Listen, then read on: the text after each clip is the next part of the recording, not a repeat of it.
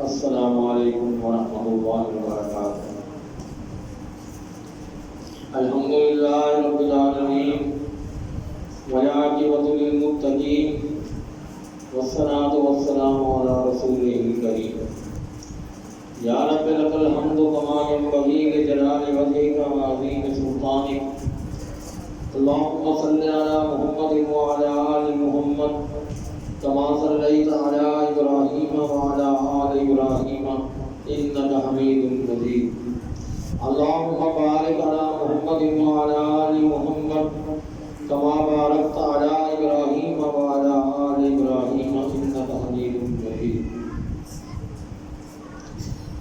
الحمدللہ 26واں پارہ چل رہا ہے ہمارا، اور ہم 25ویں کی اور 26ویں کی بھی انشاءاللہ کوشش کریں گے کہ جو خلاصہ بیان کر سکیں۔ 25ویں سپارے میں سورۃ شورى ہے۔ یہ مکہ میں رسول اللہ صلی اللہ علیہ وسلم کے آخری دور میں نازل ہوئی تھی۔ اللہ اکبر۔ نزول قرآن کا بھی مقصد اس میں اللہ نے بیان فرمایا ہے کہ میں نے قرآن کو کس لیے نازل کیا، کیسا ہے۔ اللہ فرماتے ہیں وَكَذَلِكَ أَوْحَيْنَا إِلَيْكَ قُرْآنًا عَرَبِيًّا لِتُنذِرَ أُمَّ الْقُرَىٰ وَمَنْ حَوْلَهَا وَتُنذِرَ يَوْمَ الْجَمْعِ لَا رَيْبَ فِيهِ فَرِيقٌ فِي الْجَنَّةِ وَفَرِيقٌ فِي السَّعِيرِ۔ ہم نے تیری طرف وحی کی ہے اس قرآن کی جو عربی میں ہے، لِتُنذِرَ تاکہ تو ڈرائے أُمَّ الْقُرَىٰ بستیوں کے مرکز کون سا ہے؟ مکہ شریف۔ مکہ کے لوگوں کو یہ بستیوں کا تمام بستیوں کا مرکز ہے، اور ڈرائے اور ان لوگوں کو بھی جو اس کے ارد گرد رہتے ہیں کہ ساری دنیا ہو جاتی ہے، اور تو اکٹھا کرنے کے دن سے بھی ڈرائے ان کو۔ وَتُنذِرَ يَوْمَ الْجَمْعِ لَا رَيْبَ فِيهِ اس دن سے جس دن سارے پھر دوبارہ اکٹھے کیے جائیں گے، اس میں کوئی شک نہیں ہے، اس دن سے بھی تو ان کو ڈرا جس میں کوئی شک نہیں۔ اور ان میں ایک گروہ جنت میں ہوگا اور ایک گروہ جو ہے بھڑکتی ہوئی آگ میں ہوگا۔ اللہ گروہ بنا دے گا، یہ جہنم ہی ہے اور یہ جنت۔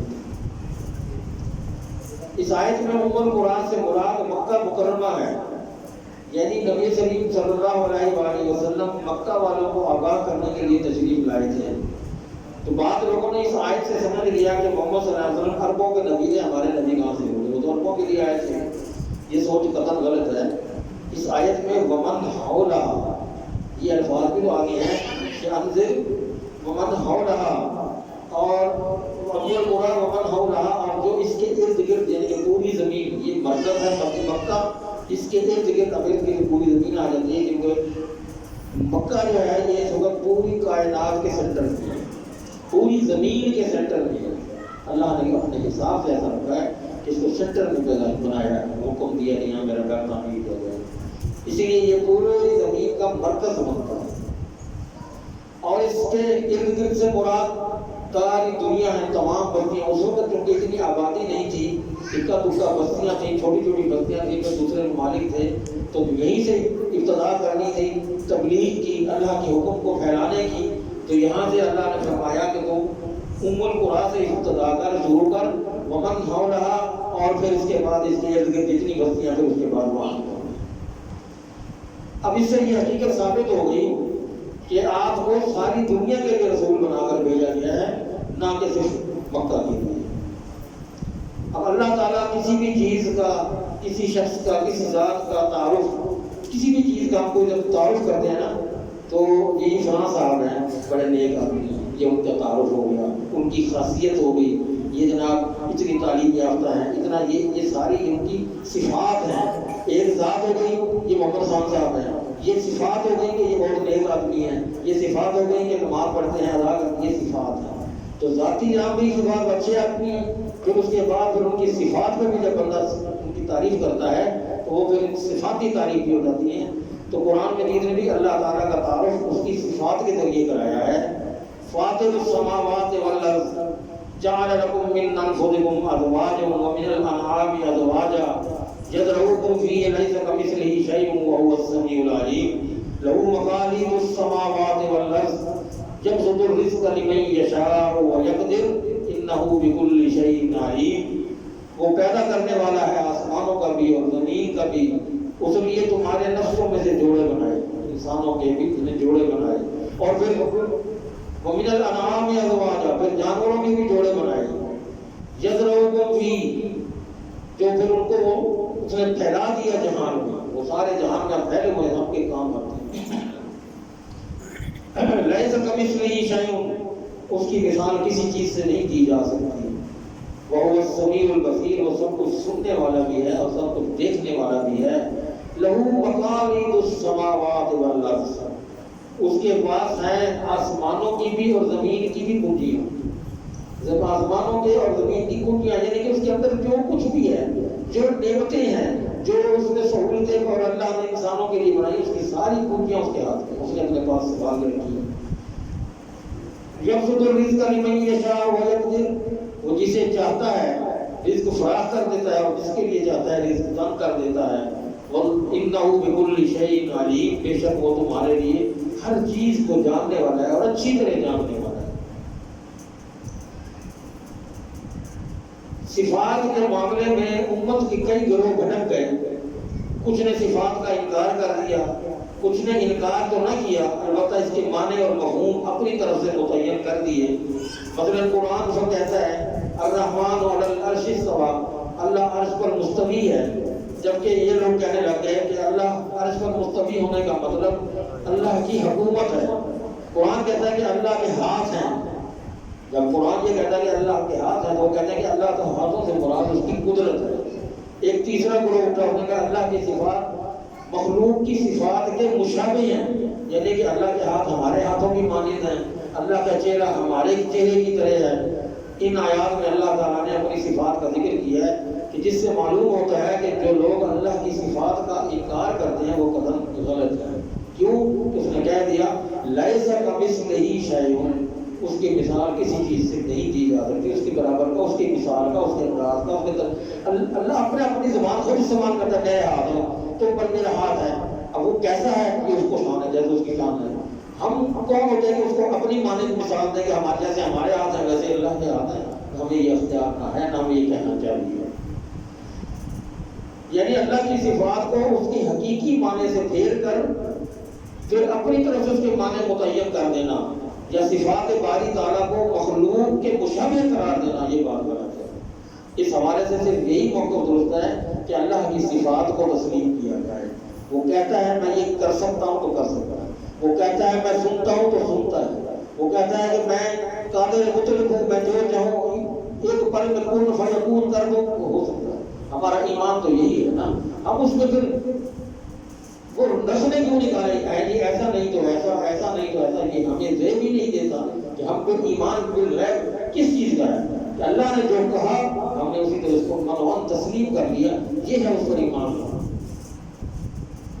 اب تمام انبیاء کا دین بھی ایک ہی تھا، پہلے بھی کئی دفعہ یہ بات آئی ہے کہ سارے انبیاء جتنے بھی آئے ہیں سب کا منہج ایک تھا، سب کیا کہتے تھے؟ قولوا لا الہ الا اللہ، سب یہی آگے کہتے تھے کہ اللہ کے سوا نہ کوئی مشکل کشا ہے، نہ کوئی عبادت کے لائق ہے، نہ کسی کے آگے جھکا جا سکتا ہے۔ قوموں کے اصول اور ان کی طاقت اور قوت کے اعتبار سے عبادات کے احکام میں کچھ فرق اللہ نے ضرور رکھا، ان میں فرقہ بندی کرنا یہ علماء کی غلط فہمیوں کا نتیجہ ہے، ضد کا نتیجہ ہے، انہوں نے آپس میں ضد بازی میں آپس میں تفرقات پیدا کر دی ہیں، وگرنہ اللہ نے کوئی فرق نہیں رکھا تھا، صرف ان کی طاقت ان کے ماحول کے مطابق تھوڑی سی تخفیف دی تھی، یہاں ایسا نہیں، یہاں اجازت نہیں، یہاں اجازت نہ تھی، یہ اس کی مصلحت ہے۔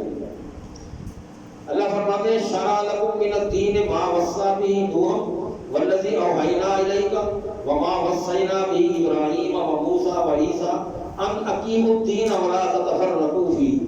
اللہ فرماتا ہے کہ تمہارے لیے دین کا وہی طریقہ مقرر کیا ہے جس کا تاکیدی حکم اس نے نوح کو دیا تھا، اور جس کی وہی ہم نے تیری طرف بھی کی ہے۔ جو دین نوح کو بتایا تھا وہی دین تجھے بتا رہے ہیں، وہی ابراہیم کو بتایا تھا، وہی اسماعیل کو بتایا تھا، تو ہم نے ابراہیم اور موسیٰ اور عیسیٰ کو یہی بات بتائی تھی، اور یہ کہ اس کے دین کو قائم رکھو، اس میں جدا جدا نہ ہو جاؤ، گروہ بندی نہ کرو، فرقے نہ بناؤ۔ اللہ اب جب اللہ نے انبیاء کو یہ حکم دے دیا کہ فرقے نہ بنائے جائیں، تمہارا دین سب کا ایک دین ہے، تو پھر یہ فرقے کہاں سے بن گئے؟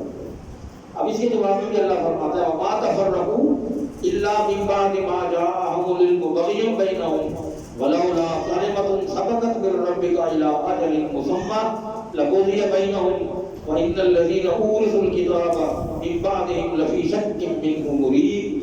وہ فرقے میں نہیں بٹے، جدا جدا نہیں ہوئے، مگر اس کے بعد کہ ان کے پاس علم آ گیا.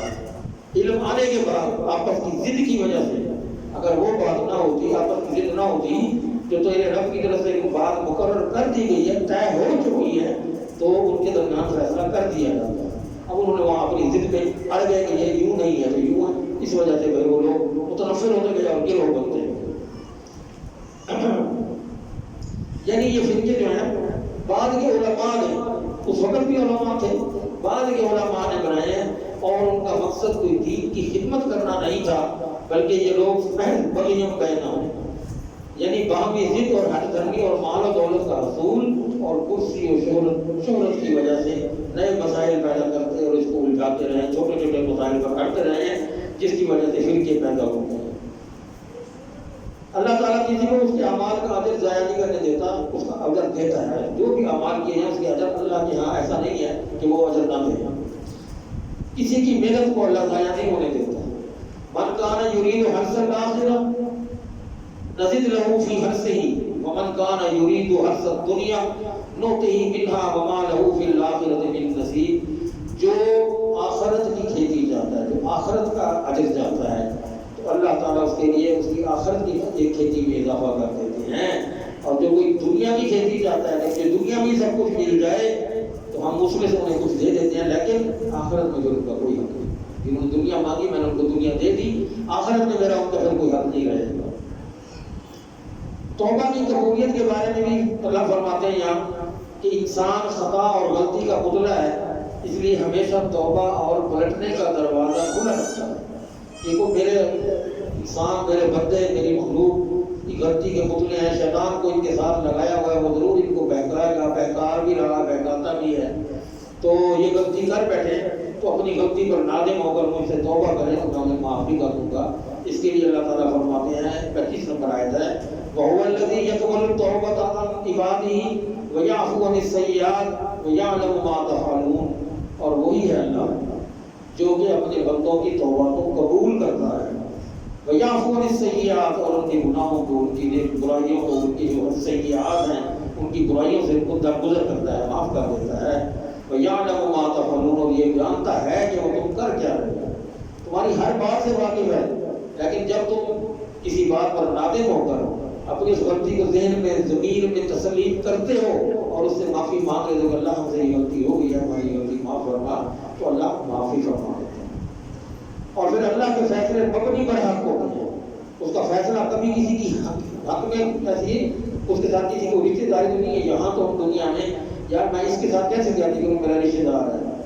یہاں پر تو جج بکتے ہیں، یہاں پر تو پولیس بکتی ہے، یہاں تو معاملات بکتے ہیں، کچہریاں عدالتوں میں فیصلے غلط ہوتے ہیں. اللہ فیصلے غلط نہیں کرتا، اس کے فیصلے مبنی پر حق ہوتے ہیں. وہ بولو بسط اللہ الرزق لعباده لبغوا فی الارض ولکن ينزل بقدر ما یشاء انہ بعباده خبیر بصیر. اللہ اپنے بندوں کے لیے رزق فراہم کر دیتا تو یقیناً وہ زمین میں سرکش ہو جاتے ہیں. اگر اللہ ان کے لیے رزق فراہم، سب کو فراہم رزق دے دیتا، ساری کائنات کے انسان امیر ہو جاتے ہیں تو وہ سرکش ہو جاتے ہیں، پھر وہ قابو میں نہ رہتے ہیں. لیکن وہ ایک اندازے کے ساتھ اتارتا ہے اور جس طرح چاہتا ہے اپنے بندوں کو نوازتا ہے. اس کا مطلب یہ ہے کہ اللہ نے ہمیں جس حالت میں رکھا ہے وہ ہمارے لیے مناسب ہے. ایسے کئی واقعات ہیں کہ کسی شخص کو اچانک دولت مل گئی اور وہ فرعون اور قارون بن گیا، اور کسی امیر سے دولت چھین لی گئی تو وہ بدماش اور ڈاکو بن گیا. یہ اپنے واقعات یہاں بھی دنیا میں بھی دیکھے ہیں کہ اللہ نے جس کو بہت نوازا ہوا تھا، بہت دولت تھی، اچانک ہی اللہ نے کسی وجہ سے اس کی کسی غلطی کی پاراج میں اس سے ساری وہ دولت چھین لی، تو اس کا انجام دیکھیں وہ کہاں پہنچتا ہے، وہ کر کیا رہا ہے. اور اللہ نے ایسے بھی چلتے دکھائے کہ جنہوں کو اچانک دولت مل گئی، پتہ نہیں لگا، صبح سویرے اٹھے تو بس جس چیز کو ہاتھ جاتے ہیں سونا بنتا جائے، پھر ان کا عقل بن گئی، ان کے اندر تکبر پیدا ہو گیا اور وہ اپنے معاملات خراب کر کے بیٹھ گئے. جو کچھ دنیا میں انسان کے ساتھ ہوتا ہے وہ انسان کے اعمال کا نتیجہ ہے. ہم خود اپنے اعمال ایسے رکھتے ہیں کہ ہمارے ساتھ یہ سلوک ہوتا ہے. جیسے کہ اللہ فرماتے ہیں وما اصابکم من مصیبت فبما کسبت ایدیکم ویعفو عن کثیر، جو بھی تمہیں کوئی مصیبت پہنچتی ہے تو اس کی وجہ تم خود ہو، وہ تمہاری اپنی ہی وجہ سے پہنچتی ہے، تمہارے اپنے ہاتھوں سے تم نے جو کمایا ہے۔ وہ بہت سی چیزوں سے درگزر کرنے والا ہے، وہ اتنی چھوٹی چھوٹی چیزوں کو نہیں پکڑتا میں، لیکن تم بات نہیں آتی۔ اللہ اکبر۔ آگے جناب مومنوں کی صفات اللہ بیان فرما رہے ہیں کہ یہ دنیا کا ساز و سامان جو آپ کو ملا ہے یہ نہایت حقیر ہے، یہ نہایت بہترین اور ابدی نعمتیں اللہ کے ہاں موجود ہیں، اور وہ صرف ان لوگوں کو ملے گی جن میں یہ خوبیاں ہوں گی۔ تو اللہ تعالیٰ فرما رہے ہیں فما اوتیتم من شیء فمتاع الحیات الدنیا وما عند اللہ خیر وابقى للذین آمنوا وعلی ربهم یتوکلون۔ پر جو کچھ تمہیں دیا گیا ہے وہ دنیا کی زندگی کا معمولی سامان ہے، اللہ کے پاس اس سے بہتر ہے کس کے لیے؟ ان لوگوں کے لیے جو اپنے رب پر بھروسہ کرتے ہیں، جو لوگ بڑے گناہوں سے اور بے حیائیوں سے بچتے ہیں، جو غصے میں آتے ہیں پھر لوگوں کو معافی کر دیتے ہیں، اپنا غصہ ٹھنڈا کر دیتے ہیں۔ وہ لوگ جب ان پر زیادتی کی جاتی ہے تو پھر وہ بدلہ لیتے ہیں، اور وہ لوگ جنہوں نے اپنے رب کا حکم مانا، نماز قائم کی اور ان کا کام آپس میں مشورہ کرنا ہے، وہ آپس میں جو بھی کوئی کام کرتے ہیں صلاح مشورے کے ساتھ، اور ہم نے انہیں جو کچھ دیا اس میں سے وہ خرچ بھی کرتے ہیں، اور کسی برائی کا بدلہ اس کی ایک برائی ہے، پھر جو معاف کر دے اور اصلاح کر لے تو اس کا اجر اللہ دے گا۔ آپ کسی کو یہ جانتے ہوئے بھی کہ میرا حق مار رہا ہے اور پھر اس کو معاف کر دیتے ہیں، خاموش ہو جاتے ہیں، اپنا معاملہ اللہ کی سپرد کر دیتے ہیں، تو اللہ فرماتا ہے کہ اس کا اجر پھر میرے ذمہ ہے، میں اس کو اجر عطا کروں گا۔ بے شک وہ ظالموں سے محبت نہیں کرتا، وہ اس کو ماننے والوں پر، اس پہ بھروسہ کرنے والوں سے محبت کرتا ہے۔ اسی طرح اولاد کی تقسیم بھی اللہ کی مرضی پر ہے، اللہ جسے چاہتا ہے اولاد جس طرح چاہے عطا کرے، اس کو کوئی نہ پوچھنے والا ہے نہ وَإِنْ أَعْرَضُوا فَمَا أَرْسَلْنَاكَ عَلَيْهِمْ حَفِيظًا إِنْ عَلَيْكَ إِلَّا الْبَلَاغُ۔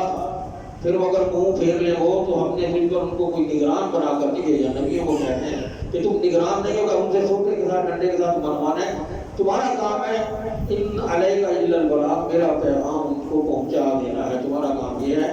وَإِنَّا إِذَا أَذَقْنَا الْإِنسَانَ مِنَّا رَحْمَةً فَرِحَ بِهَا، اور جب ہم انسان کو اپنی طرف سے کوئی مدد چکھاتے ہیں رحمت کا تو وہ بہت خوش ہوتا ہے۔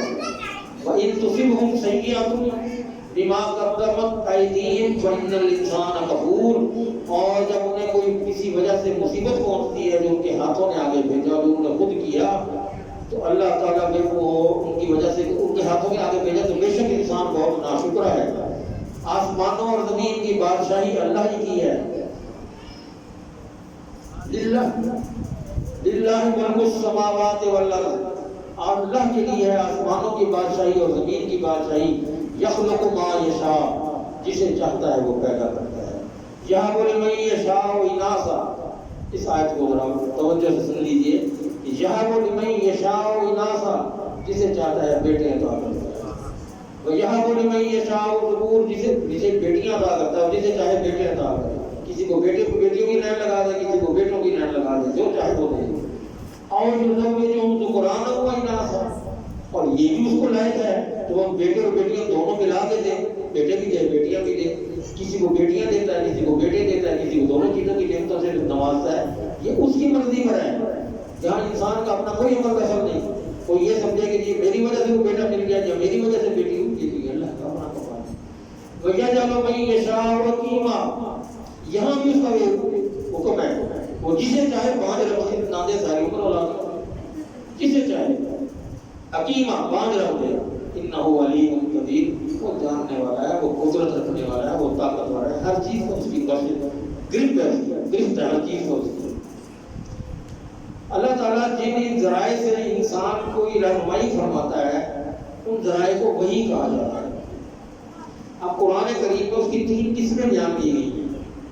وما كان لبشر ان يكلم الله الا وحيا او من وراء حجاب او يرسل رسولا فيوحي باذنه ما يشاء انه علي حكيم۔ اب کسی بشر کے لیے ممکن نہیں کہ وہ اللہ سے کلام کرے، کوئی انسان، عام انسان اللہ سے کلام خود ڈائریکٹ نہیں کر سکتا، اللہ نے اس کو اجازت ہی نہیں دے رکھی۔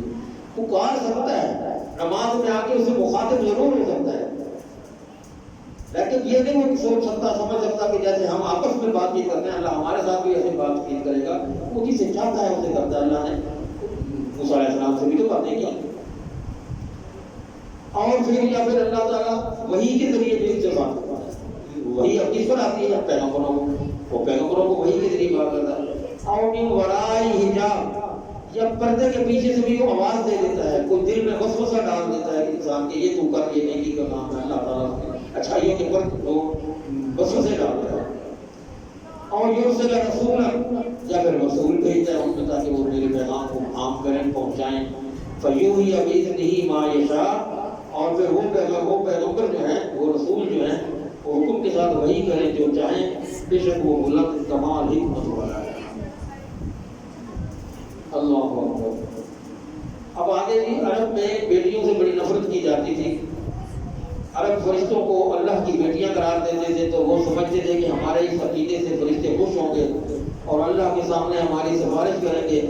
لیکن اپنے لیے تو وہ بیٹی کو ناپسند کرتے تھے کہ بیٹی پیدا ہو جائے تو اس کو مار دیتے تھے، بلکہ اگر گھر میں بیٹی ہو جائے تو زندہ دفن کر دیتے تھے. کئی واقعات پہلے کی حالت کے دور میں ہوتے.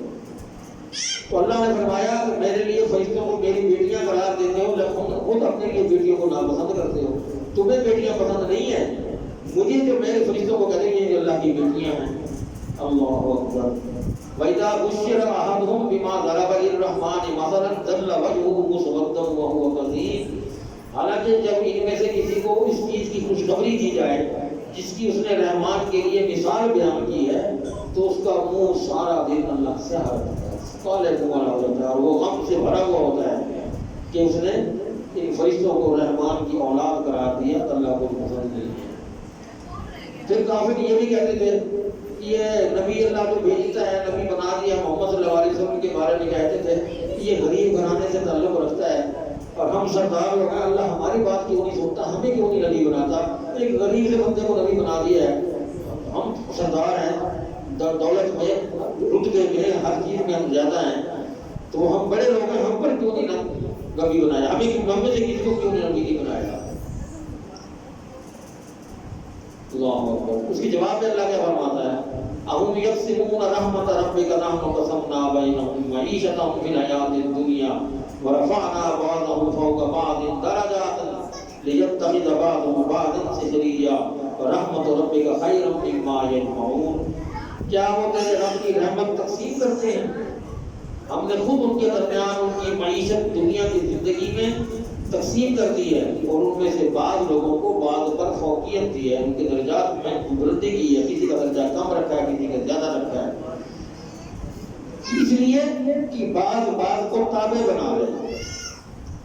اب یہاں پر ذرا سمجھنے کی بات ہے کہ یعنی تمہیں جو رزق دیا ہوا ہے جس کی بنیاد پر تم خود کو بڑا سمجھتے ہو تو یہ اللہ کا دیا ہوا ہے اور یہ اس لیے کہ تم ایک دوسرے سے کام لے سکو. اب ہر شخص کے پاس تھوڑی سی دولت ہو، کام کون کرے گا؟ میں نے مکان تعمیر کرنا ہے، مزدور کہاں سے لاؤں گا؟ جو مزدور ہوگا وہ تو میری جتنی دولت مند ہوگا، آرام ہوگی، ایجنسی کر رہا ہوگا، اسے کیا ضرورت ہوگی کام کرنا ہے. میں نے اپنی فیکٹری میں ملازم رکھنی ہے تو کہاں سے لاؤں گا؟ وہ تو میری جتنی امیر ہوں گے، جتنا پیسہ میرے پاس ہے اس کے پاس بھی اتنا پیسہ ہی ہوگا، تو وہ میری ملازم تو کرے گا. تو یہ اللہ نے درجے بنائے ہیں، کسی کو زیادہ دے گا، کسی کو کم دے گا، اور جس کو زیادہ دیا اس کو کہا کہ تو غریب کو کس طرح دے کہ اس کو اسے کام لے، اس کو معیشت پہ لگا دے تاکہ وہ اس کی روزی کا ذریعہ بھی بن جائے اور وہ زیادہ کام بھی سسال چلے. تو یہ دولت جو اللہ نے زیادہ دی ہے وہ بڑا بننے کے لیے نہیں دی کہ یہ اپنے آپ کو بڑا سمجھے کہ میں بڑا کس قابل ہوں، میری کی بڑی اہمیت ہے اللہ کے. اللہ کہتا ہے کہ اگر تمہیں یہ چیزیں ہوتی تو تمہیں انجام نظر نہیں آیا، نہ قارون کا نہ فرعون کا. ان کے ساتھ کیا سلوک کیا تھا میں نے، ان کا بھی انجام تیرے سامنے ہے. اللہ اس نے بھی دولت کی بنیاد پر تکبر کیا تھا نا، حق کو جھٹلا دیا تھا. تو جب اس نے ہمیں غصہ دلایا تو ہم نے ان سے انتقام لیا، بس ہم نے ان سب کو غرق کر دیا. اور پیچھے آنے والوں کے لیے مثال بنا دی کہ اللہ جس سے چاہے بدلہ دے سکتا ہے، اللہ جس سے چاہے اس کا عذاب بھیج سکتا ہے.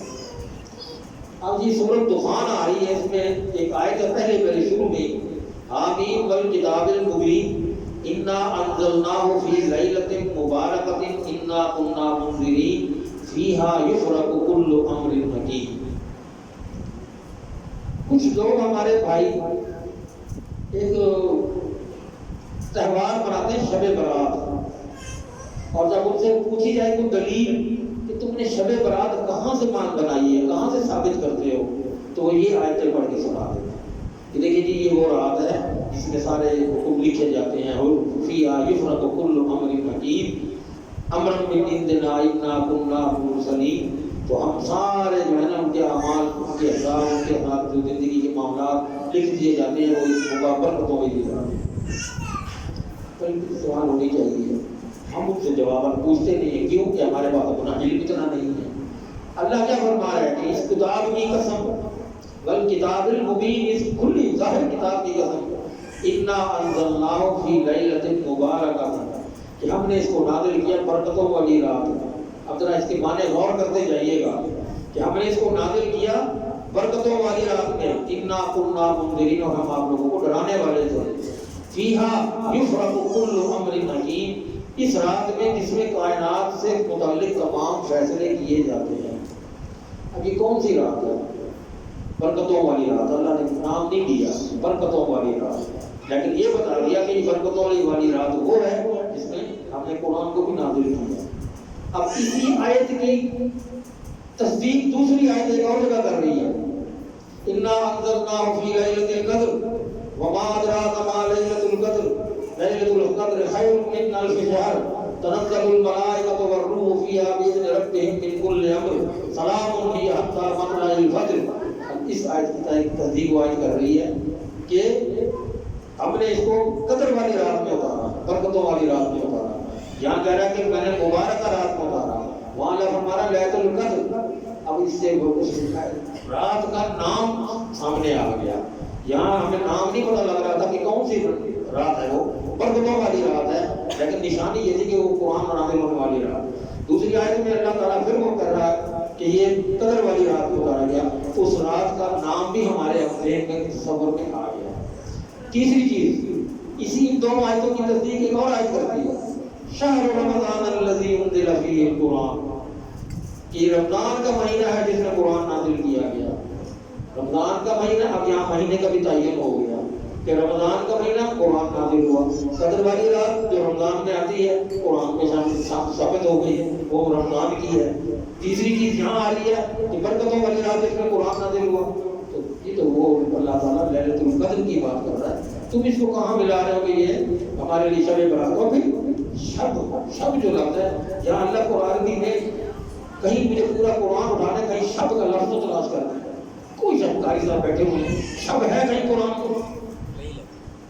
شب جو ہے یہ فارسی کا لفظ ہے، اس کے معنی ہے رات۔ اب انہوں نے کہا کہ اس کے معنی رات ہیں، لہٰذا اس کو یہاں سے جوڑ دو، تصور کر دو۔ یہ جو ہم منائی جاتی ہے یہ شب برات، اس کا ہمارے کہیں کوئی ثابت نہیں ہے، نہ کوئی اس کی اہمیت ہے، نہ اس کی کوئی رات تعین ہے کون سی ہے۔ جس رات کی یہ یہاں سے دلیل دیتے ہیں وہی رات لیلۃ القدر ہے، وہی رات رمضان کی رات ہے جس میں قرآن نازل کی ہے۔ تین جگہ اللہ بتا رہا ہے کہ قرآن نازل ہونے والی رات ہے، اس رات میں سارے بدل ہوتے ہیں۔ تو یہ ہمیں کچھ معلوم ہونا چاہیے، علم ہونا چاہیے۔ آئے تو ہم کسی کو آگے روک کے کچھ بھی سمجھیں گے، ہمیں ضرور تو دیکھ لے۔ اللہ اکبر۔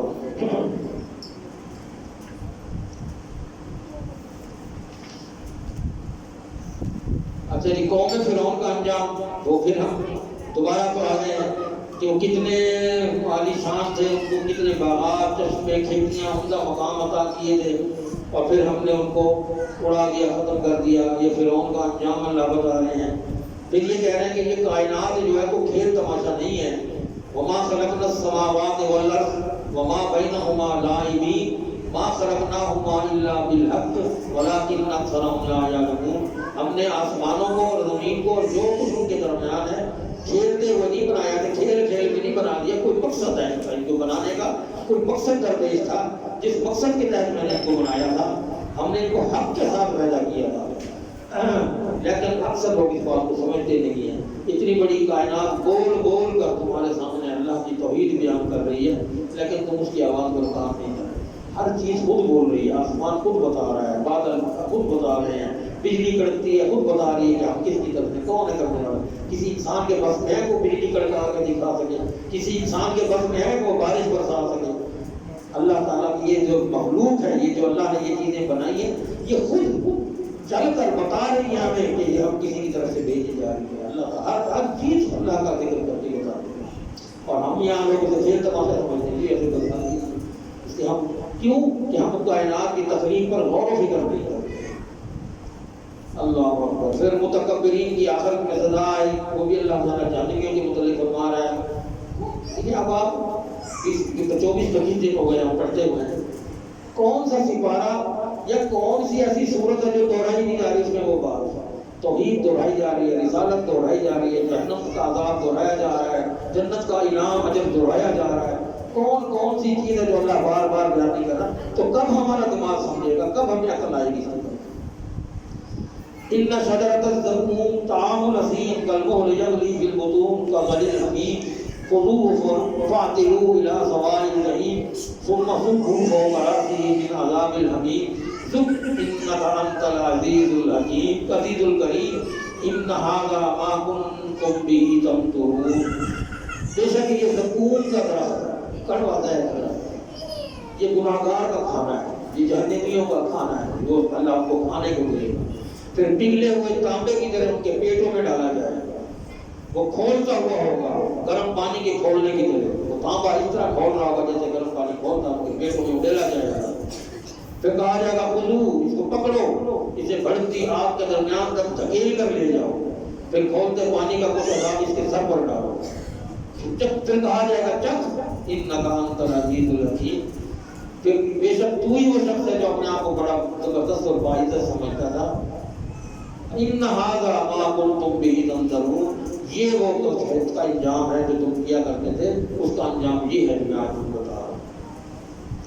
جبکہ اس کے مقابلے میں متقین کا مقام بھی اللہ بیان فرما رہے ہیں، ان المتقین فی مقام امین فی جنات و عیون یلبسون من سندس و استبرق متقابلین کذالک وزوجناہم بحور عین۔ بے شک متقی لوگ امن والی جگہ میں ہوں گے، باغوں اور چشموں میں ہوں گے، باریک ریشم اور گاڑے ریشم کا لباس پہنیں گے، اس حال میں کہ وہ آمنے سامنے بیٹھے ہوں گے۔ اس طرح ہوگا کہ ہم ان کا نکاح سفید جسم سیاہ آنکھوں والی عورتوں سے کر دیں گے جو بڑی بڑی آنکھوں والی ہوتی ہیں، وہ اس میں ہر پھل بے خوف ہو کر گوارے ہوں گے، وہ اس میں موت کا مزہ نہیں چلے گا۔ اب جو جنت میں پہنچ گئے ان کو پھر موت کا مزہ ختم، موت کو تو موت آ گئی، قیامت والے دن موت کو موت آ گئی، ختم۔ اب جو جنتی ہیں جہنمیوں کے ساتھ سلوک ہے کہ اللہ کو پھر دوبارہ ان کو پیدا کرتا ہے، پھر مار دیتا ہے، پھر جہنم میں آگ میں، پھر زندہ کیا، پھر جہنم میں، پھر زندہ کیا، پھر آگ میں۔ تو یہاں جنتی لوگوں کا موت کا تصور ہی ختم ہو گیا ان کے لیے۔ لا یذوقون فیہا الموت الا الموت الاولی، جو پہلے موت آ چکی ہے اس کے بعد ان کو کسی موت کا چکھنے کا کوئی وہ نہیں ہوگا۔ ووقاہم عذاب الجحیم، اور نہ ہی ان کو کسی قسم کا کوئی عذاب جہنم کے دیا جائے گا۔ یہ تیرے رب کی طرف سے بہت بڑا فضل ہے، ذالک هو الفوز العظیم، یہ کامیابی، یہ کہ تم نیکیاں کر کے آیا، جو تم اعمال کر کے آیا، جس کی اجر میں تجھے ہم نے یہاں جنت میں بٹھا دیا، یہی تیری کامیابی ہے جو تو کر لیا۔ پھر آگے سورۃ جاثیہ آتی ہے، یہاں بھی اللہ تعالیٰ اپنی توحید کو بیان فرما رہا ہے کہ توحید تو ہر بات پہ، ہر خواہش میں، ہر آیت میں وہ اپنے آپ کو بتا رہا ہے، اور پھر ساتھ میں بعد میں وہ پوچھتا حدیث بعدہ یؤمنون، کس بات سے ایمان بھی لاتے ہو اور کس بات سے تم منہ پھیر جاتے ہو۔ یہاں اللہ تعالیٰ نے پھر اس کو دوبارہ کی ہے۔ پھر بنی اسرائیل کی منصب نبوت سے معذوری کا بھی ذکر، جیسے پہلے بھی پڑھ چکے ہیں کہ بنی اسرائیل سے حکومت کیوں چھین لی گئی تھی، کہ ان کے اعمال اس طرح کے ہو گئے تھے کہ اللہ نے کہا کہ اب تمہارے پاس یہ نہیں رہے گا۔ پھر اللہ تعالیٰ نے ان لوگوں کو بھی مخاطب کیا جو اپنی خواہشات کی بندگی کرتے ہیں، جو اپنے نفس کی خواہش کو پوری کر لیا ہوگا اس کے پیچھے لگے رہتے ہیں۔ تو کیا تم نے ایسے شخص کو دیکھا جس نے اپنا معبود اپنی خواہش کو بنا دیا، جو دل میں خواہش ہوئی بس اسی کے پیچھے لگا ہوا ہے۔ اللہ نے اسے علم بھی دیا کہ تو خواہش کرنا، تیرا چیز جو بہتر ہوگی وہ خود تجھے عطا کرے۔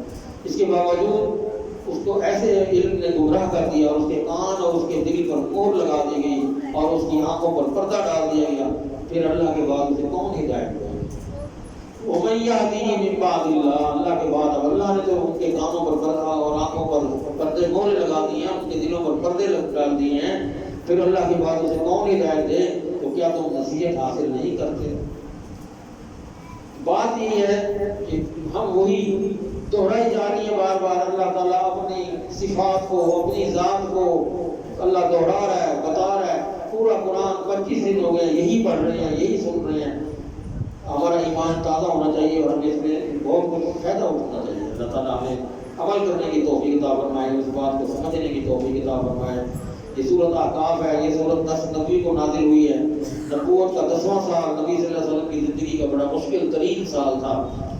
3 برس سے قبیلہ قریش کے تمام قبیلوں نے مل کر بنی ہاشم اور مسلمانوں کا مکمل مقاطعہ کر رکھا تھا، اور نبی کے خاندان اور آپ کے اصحاب کو اپنے صحب ابی طالب میں محصور کر دیا ہوتا، قید کیا ہوتا، جب 3 سال وہ قید رہے تھے۔ قریش کے لوگوں نے ہر طرف ان کے علاقہ کی، اس کے گھر کی ناکہ بندی کر رکھی تھی کہ جہاں تک اندر کوئی جا نہیں سکتا تھا، نہ کوئی کھانا اندر پہنچا سکتا تھا، نہ کوئی ملنے کے لیے جا سکتا تھا، تو ناکہ بندی کی ہوئی تھی۔ اللہ اکبر۔ 3 سال تک کمر توڑ تکالیف برداشت کرتے، یہاں تک بھی نوبت آئی میں کہ بعد اوقات گھاس اور پتے بھی کھانے پڑے۔ اللہ کر کے یہ معاشرہ اس سال ٹوٹا ہی تھا کہ نبی کریم صلی اللہ علیہ وسلم کے چچا ابو طالب جو 10 سال سے آپ کے لیے ڈھال بنے ہوئے تھے، وہ وفات پا گئے۔ اسی ثانیہ پر 1 مہینہ نہیں گزرا تھا کہ آپ کی رفیقہ حیات سیدنا خدیجہ رضی اللہ تعالیٰ عنہا وہ وفات پا گئی، جس کی ذات آغاز نبوت سے لے کر اس وقت تک آپ کے لیے وجہ سکون و تسلی کے لیے تھی کہ آپ کو ان سے بہت تسلی ملتی تھی۔ جب پہلے دن نبوت آئی اور پہلی اقرا بسم ربک الذی خلق، تو انہوں نے تسلی دی تھی کہ اللہ آپ کو ضائع نہیں کرے گا، اور آج وفات تک ان کا ساتھ ان کے لیے تسلی کا بخش تھا۔ اور اسی طرح اس سال کو تکلیفوں اور صدموں کی وجہ سے اللہ کے نبی صلی اللہ علیہ وسلم اس سال کو عام الحزن فرمایا کرتے ہیں کہ یہ رنجوں کا سال ہے، جن میں بڑی تکلیفیں پہنچی ہیں۔ خدیجہ اور ابو طالب کی وفات کے بعد کفار مکہ نبی صلی اللہ علیہ وسلم کے مقابلے میں اور زیادہ دلیر ہو گئے، پہلے سے زیادہ آپ کو تنگ کرنے لگے، حتیٰ کہ آپ کا گھر سے باہر نکلنا بھی مشکل ہو گیا۔ آپ اس ارادے سے طائف کا سفر کیا، یہاں لوگ میری بات نہیں سنتے، میں طائف جاتا ہوں تو وہاں کے لوگ میری بات سنیں گے۔ تو آپ اپنے غلام زید بن حارثہ کو ساتھ لے کر طائف کی طرف چلے گئے۔ وہاں پہنچ کر ثقیف کے سرداروں اور معززین میں سے ایک کے پاس گئے، بات کی، بتایا کہ میں اللہ کا نبی ہوں، یہ پیغام ہے، وہ میری بات نہیں سنتے، تم بڑے سیانے ہو، میں تمہارے پاس اس لیے آیا ہوں کہ تم میری بات کو سمجھو، سنو۔ تو انہوں نے کہا کہ بھائی ہم آپ کی بات کیسے سنیں، اپنے سرداروں کو چھوڑ دیں، ہمارے وہ سردار ہیں، ہماری بیٹی بھائی ہیں، تو ہم ان کو کیسے چھوڑ دیں؟ اب تمہیں ہم نوٹس دیں گے کہ ابھی اس طائف شہر سے نکل جاؤ، یا نہ رہو، نہیں تو پھر تمہارے ساتھ بہت برا سلوک کیا جائے گا۔ اللہ کے نبی نے پھر سمجھانے کی کوشش کی، تو انہوں نے شہر کے جو لفق کے بدماش لڑکے لڑکے اکٹھے کیے، ان کو پھر اکٹھا کر کے بھیج دیا کہ جاؤ ان کو شہر سے نکالو اور مار مار کے برا حال کرو۔ وہ پیچھے پڑ گئے، انہوں نے پتھر مارے، بہت زیادتیاں کی، اس حد تک پتھر مارے کہ آپ کے سر مبارک سے خون بہنے لگ گیا، اور وہ بہتا بہتا بہتا پیچھے نیچے جوتیاں تک آ گیا، اور پاؤں جوتیوں کے اندر جم گئے، اس کے اندر خون جمنے لگا۔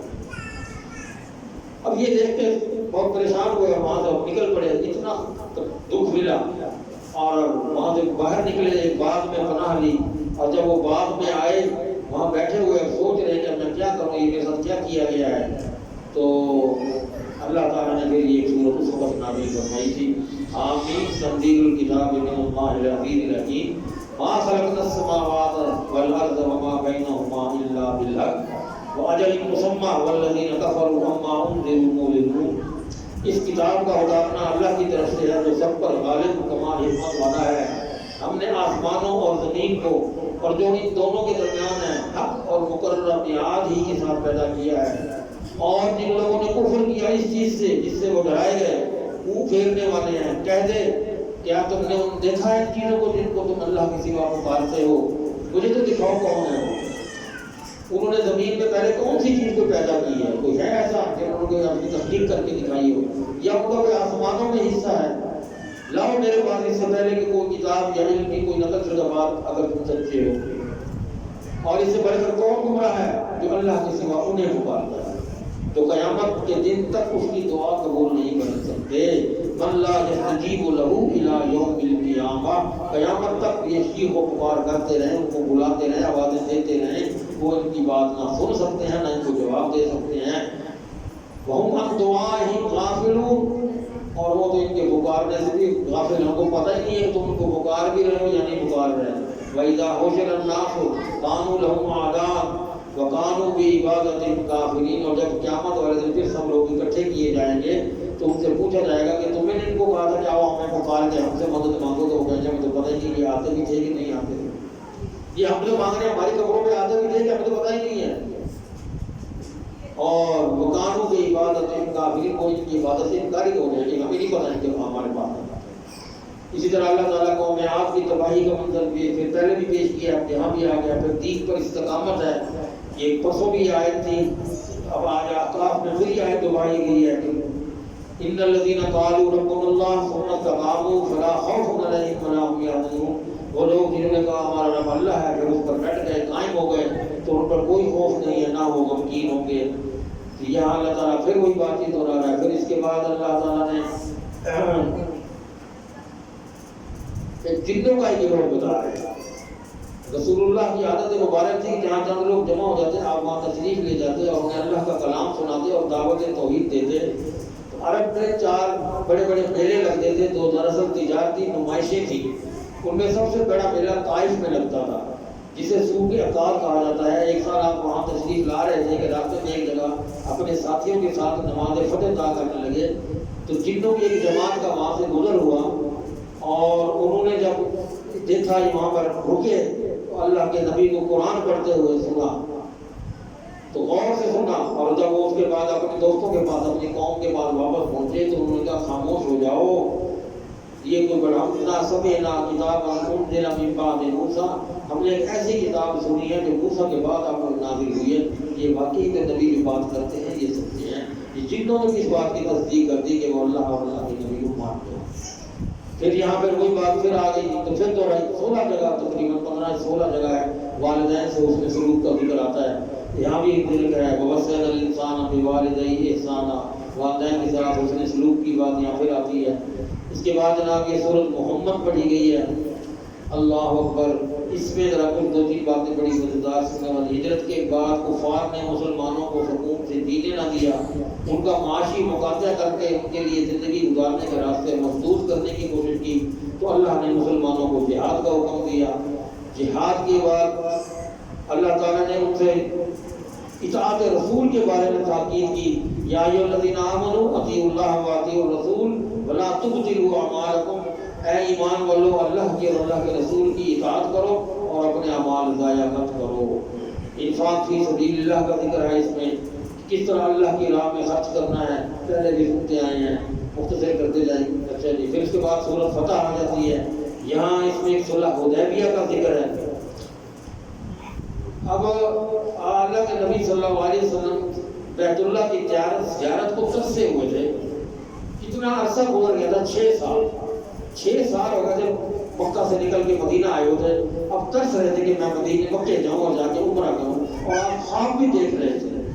تو آپ نے وہاں جانے کے لیے اپنا ارادہ ظاہر کیا، تو آپ کے ساتھ 1400 صحابہ کرام کے ساتھ چل پڑے، ہم بھی چلتے ہیں، ہم بھی آپ کے ساتھ ہی آئے، ہمیں بھی طرح سے گزر گئے، ہم بھی پہنچے گئے۔ تو یہ راستے میں مکہ قریب ایک جگہ رکے، تو حضرت عثمان رضی اللہ تعالیٰ عنہ کو بھیجا گیا کہ جاؤ ذرا ہم کو بتاؤ کہ ہم لڑنے مرنے نہیں آئے ہیں ہمارے ساتھ، ہم تم اتنے بندوں کو دیکھ کے کہ لڑنے آئے ہیں، نہیں ہم صرف عمرہ کرنے آئے ہیں، ہمارا لڑائی کا کوئی ارادہ نہیں ہے، تو ہمیں عمرہ کی اجازت دے دی جائے، راستہ کھول دیا جائے۔ حضرت عثمان کو واپسی پر دیر ہو گئی تو افواہ پھیل گئی کہ حضرت عثمان کو شہید کر دیا گیا۔ رسول اللہ صلی اللہ علیہ وسلم کو بہت سخت صدمہ ہوا، آپ نے فرمایا اگر یہ بات سچ ہے تو ہم پھر عثمان کے خون کا بدلہ لے کر واپس جائیں گے، اب ہم واپس نہیں جاتے، بدلہ لے کر ہی جائیں گے، چاہے اس میں ہماری جانیں ہی چلی جائیں۔ تمام صحابہ نے رسول اللہ صلی اللہ علیہ وآلہ وسلم کے ہاتھ پر ہاتھ رکھ کر بیعت کی کہ ہم ہر صورت عثمان کے قتل کا بدلہ لیں گے۔ اب مکہ والوں نے جب اس بیعت کا سنا تو وہ چونکہ لڑائی کرنے کی پوزیشن میں نہیں تھے، اور اب اس وقت ان کے ساتھ 1400 صحابی تھے، تو وہ انہوں نے اپنا سفیر بھیجا کہ ہم لڑنا مرنا نہیں چاہتے، ہم آپ کے ساتھ بات چیت کر کے معاملات کو طے کر دیتے ہیں اور صلح کر لیتے ہیں، اور اس کا نام صلح حدیبیہ رکھا گیا تھا، جس میں اللہ تعالیٰ نے پھر ان کو پھر بعد میں مکہ کو فتح بھی کیا گیا تھا، اس کا بھی سارا اس میں ذکر انا فتحنا لک فتحا مبینا، ہم نے تجھے فتح عطا فرمائی، کلی فتح ہے۔ اللہ اکبر. رسول اللہ صلی اللہ علیہ وسلم کی عظمت اور مسلمانوں کے ساتھ آپ کا سلوک تعلق کیا تھا؟ للہ جنود السماوات والارض وکان اللہ عزیزا حکیما. اللہ ہی کے لیے ہے آسمانوں اور زمینوں کے لشکر اور ہمیشہ اللہ غالب ہے، تمہاری حکمت والا ہے. اِنَّا أَرْسَلْنَاكَ شَاهِدًا وَمُبَشِّرًا وَنَذِيرًا. ہم نے تجھے گواہی دینے والا، خوشخبری دینے والا اور ڈرانے والا بنا کر بھیجا ہے. اللہ اکبر.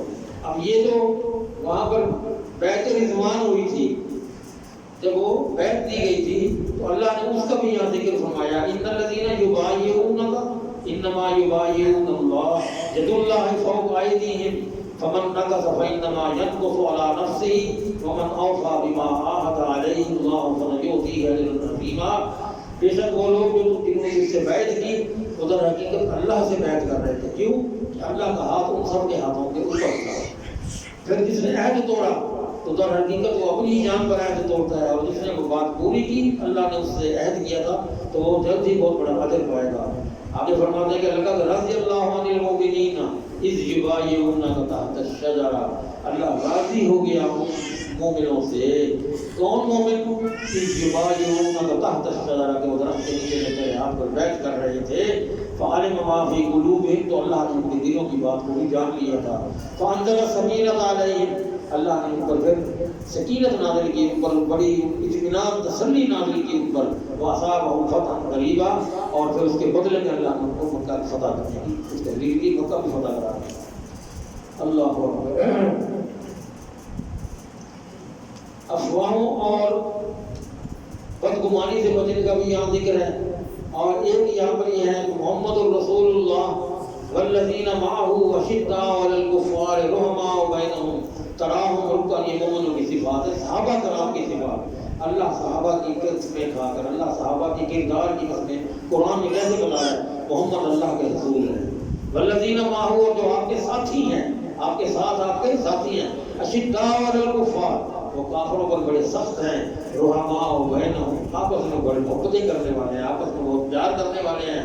تراہم، تم دیکھو گے اسے، ان کو دیکھو، جب بھی دیکھو گے رکعاً سجداً، رکوع کی حالت میں دیکھو گے، سجدے کی حالت میں دیکھو گے. یبتغون فضلا من اللہ ورضوانا، وہ ہر وقت اللہ کا فضل تلاش کرتے ہوئے اس کی رضا چاہتے رہے، ہر وقت بھی ہمارے سے اللہ راضی رہے ہر طریقے سے.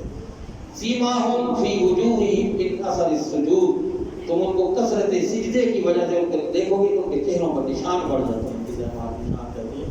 یہ غالباً اسی کے بارے میں اللہ ذکر فرما رہا ہے کہ سیماہم فی وجوہہم من اثر السجود، سجدوں کی کثرت کی وجہ سے ان کے چہروں پر نشان تمہیں نظر آئیں گے. ذالک مثلهم فی التوراۃ ومثلهم فی الانجیل، یہ وہی ان کی جو وصف ہے، ان کی بات تورات میں بھی ہے اور انجیل میں بھی ہے. اللہ اکبر. آگے سورۃ حجرات ہے جی، اس میں دو باتیں بڑی غور سے کرتے ہیں. یا ایھا الذین آمنوا لا تقدموا بین یدی اللہ ورسولہ واتقوا اللہ ان اللہ سمیع علیم. اے ایمان والو، اللہ کے رسول سے آگے مت بڑھو. جہاں تک اللہ کے رسول آپ کو بتا رہے ہیں، جو آپ کو حکم دیا جا رہا ہے، اس سے آگے جا کے تجاوز کرنی ہے آپ نے. واتقوا اللہ، اور اللہ سے ڈرو. ان اللہ سمیع علیم، اللہ سننے والا بھی ہے، جاننے والا بھی ہے. یا ایھا الذین آمنوا لا ترفعوا اصواتکم فوق صوت النبی، اپنی آواز، اے ایمان والو، اپنی آواز نبی کی آواز سے اونچی مت کرو. لا ترفعوا اصواتکم، اس سے زیادہ آواز آپ کی نہیں آنی چاہیے. فوق صوت النبی، نبی کی آواز سے زیادہ. ولا تجهروا له بالقول كجهر بعضكم لبعض، اور اس کے ساتھ ایسی اونچی آواز میں بات نہ کرو جیسے تم آپس میں مذاق کرتے ہو، آپس میں جو باتیں کرتے ہو اس میں تم ایک ہم عمر ہو کر یا اپنے دوست احباب سمجھ کر وہ تمہارے ساتھ اس طرح اس کا سلوک نہ ہو. پھر کیا ہوگا؟ انتحبط اعمالکم، کہ ایسا نہ ہو کہ تم اپنے اعمال برباد کر بیٹھو. تمہاری زندگی کے اعمال ختم ہو جائے گا، تم نے اس بات پر عمل نہ کیا. نبی کے سامنے اونچی آواز سے بولے، اعمال زندگی کے ضائع ہو جائیں. آج ہمیں ہے اس بات کی پرواہ، ہم کس طرح چیختے بگاڑتے ہیں، کس طرح ہمارے لوگوں کو جو یہاں پر دنیا میں جو یہ ڈیک لگا کے آسمان لگا کر جی خود پہ گھاڑے پیدا کر کر، کہ اللہ کا خوف ڈر نہیں رہا. کہ اللہ فرما رہا ہے کہ نبی کی آواز سے تمہاری آواز اونچی نہ بولے، جیسے نبی بولتے تھے آپ اس سے دھیما ہی بولیں. ان الذين يغضون اصواتهم عند رسول الله اولئك الذين امتحن الله قلوبهم للتقوى لهم مغفرة واجر عظيم. اور جن لوگوں نے اپنی آوازیں نیچی کی اللہ کے نزدیک، اللہ کے رسول کے سامنے، تو اللہ نے ان کے دلوں کو آزما لیا کہ وہ تقوی والے ہیں، ان کے لیے اللہ نے مغفرت اور اجر عظیم رکھا ہے۔ اب یہاں ان الذین ینادونک من وراء الحجرات، جو آپ کے حجرے کے باہر آ کے کھڑے ہو جاتے ہیں اور آوازیں دیتے ہیں، یا رسول اللہ انظر حالنا، جو آج ہم کر رہے ہیں۔ اللہ نے تو وہاں منع فرما دیا کہ کبھی بھی رسول کے حجرے کے باہر آ کر آوازیں مت دو۔ ان الذین ینادونک من وراء الحجرات، ان کی آواز سے آوازیں دیتے ہیں، اکثرهم لا یعقلون، ان میں سے اکثریت جاہل ہوں۔ وہ اکثر جاہل لوگ ہیں جو تجھے آ کر تیرے حجرے کے باہر کھڑے ہو کر بلند آواز سے تجھے آواز دیتے ہیں۔ ہونا کیا چاہیے تھا؟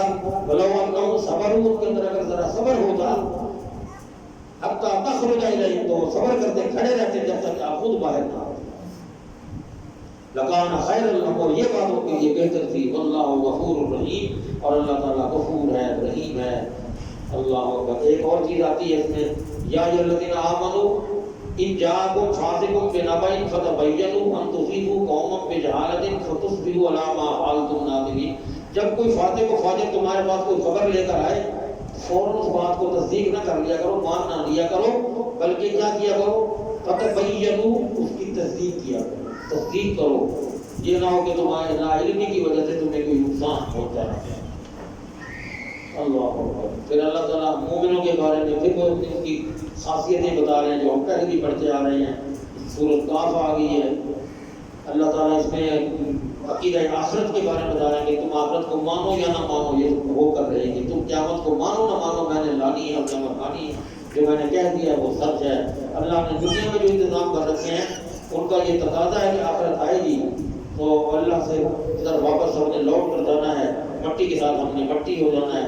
ہمیں اس بات کی طرف اللہ کی توجہ دینی چاہیے، اللہ کی اس کلام کو سمجھنا چاہیے، اس سے ہمیں ڈر خوف پیدا کرنا چاہیے ہمارے دلوں میں۔ اور کہاں ہم شیطان کے راضی کرنے میں، شیطان کے ساتھ دوستی لگانے میں اس حد تک آگے نکل گئے ہیں کہ ہم اللہ کو بھول گئے، اللہ کے کسی حکم کو ہم سامنے نہیں رکھتے۔ اللہ ہمیں معاف فرمائے اور اللہ اپنے ساتھ محبت کرنے والا بنائے۔ اللہ قرآن کو سمجھنے اور اسے قرآن سے محبت کرنے کی ہمیں زیادہ توفیق ہمت عطا فرمائے تاکہ ہماری آخرت بن جائے۔